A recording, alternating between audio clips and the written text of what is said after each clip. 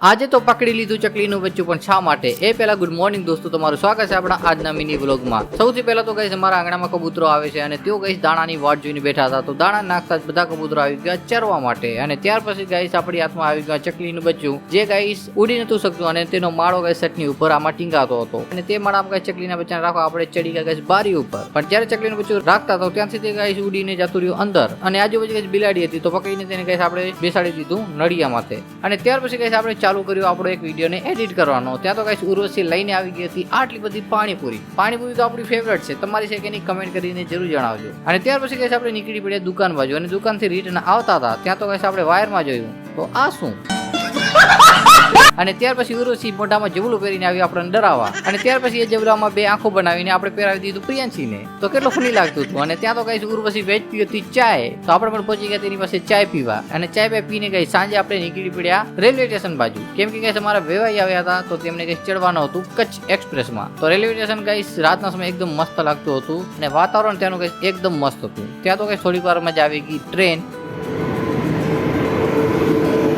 તો ટ્રેનમાં ગઈ તેમને ચડાવીને અમે નીકળી પડ્યા ઘર બાજુ। તો આજના મિની બ્લોગમાં આટલું જ। બ્લોગ સારો લાગ્યો હોય તો લાઈક, શેર અને સબસ્ક્રાઇબ કરવાનું ભૂલતા નહીં।